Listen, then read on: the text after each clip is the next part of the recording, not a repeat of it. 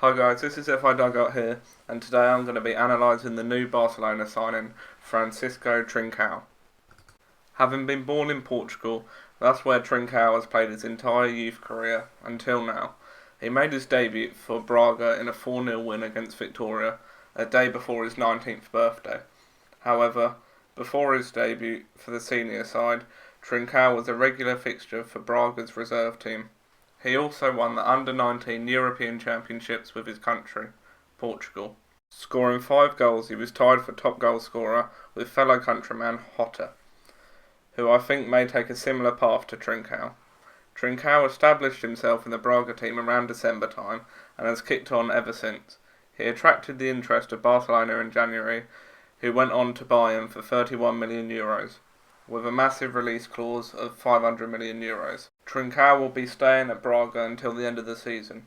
Since the Barca deal has gone through, his performances have really stepped up a level, scoring 5 goals and 3 assists since then. These are Trincao's key stats per game. I use SofaScore for the league games and Index Game for the Europa League data. Trincao is a versatile forward and can play anywhere across the front line. However, his favourite position is on the right wing, allowing him to cut in on his dangerous left foot. The heat map below shows this is the case. First of all, I want to thank Martin Balla for making these brilliant graphs. His Twitter is in the top left of the graph, and I will also be putting it in the description below. If you're on the Football Index, I think this is an account that will be very useful for research. These graphs illustrate just how statistically good Trincao is. In the first graph, it shows expected goals and shots per 90 minutes. If you're not familiar with the term expected goals, computer algorithms take many variables into account, like positioning, if the player was under pressure, etc., and then they score it out of 1, with 1 being a definite goal. We can see Trincao is head and shoulders above everyone else. One thing to bear in mind is that this is just a selection of young wingers, and he wouldn't be out there on his own if compared to players like Jadon Sancho.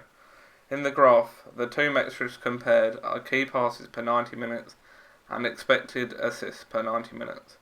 Once again, Trincao is in the right-hand corner, above average in both metrics. In these two graphs, Trincao is joined by a couple of other players who are also above average. However, is still above average on all 4 metrics: dribble success rate, dribbles per 90 minutes, accurate cross percentage, and the percentage of accurate passes into the penalty area. All key stats that make up a brilliant forward and also translates into PB points. In this final graph, the two metrics compared are assists per 90 minutes and non-penalty goals per 90 minutes. Unsurprisingly, Trincao comes out on top again. Martin has developed a brilliant scoring system to summarise the graphs, with 0 being below average, 1 being above average, 2 in between slightly and significantly above average, and finally 3 being significantly above average. Trincao comes on top of the winner, with Cody Gakpo of PSV 3 points behind, and Rodriguez of Nacional a further 7 points behind them.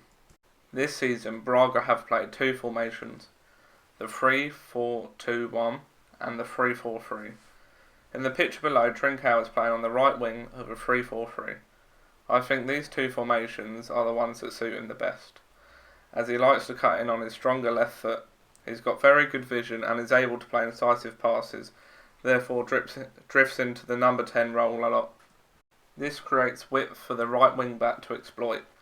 Let's have a look at the differences between Braga's system and Barcelona's. Since Quique Setien's arrival to Barcelona, they have been using the 4-3-3 formation. Although it looks like Messi is in Trincao's position on the right wing, he's not. Busquets drops in between the 2 defenders and Messi operates as a second striker and almost forms a diamond in the midfield. Next year, personally, I think Messi will drop a little deeper than that, and they will play a 4-1-2-1-2 formation, with Messi as a number 10. That then leaves the right striker position for Trincao. That's where I think he'll play, along with Suarez, Griezmann or Braithwaite. Although it looks like a lot of competition if you add Dembele in as well, I don't think that's the case. I think we'll see Griezmann, Dembele and potentially Braithwaite all leave this summer to get funds to buy Lautaro Martinez. The three strikers will then be him, Suarez and Trincao. However, the last year or two, Suarez has been very injury prone, therefore the potential of less competition for Trincao. This is only a guess of what will happen next year, but personally I think Trincao will get adequate game time next season. To summarise, these are the pros and cons about buying Trincao on the Football Index. For the pros, he's got the hype of pre-season where I think he'll get a lot of game time. He's got a lot of future milestones to hit, for example, first Barcelona goal and national debut. He's playing in a more dominant team next season. Some cons are that game time is still unknown next season.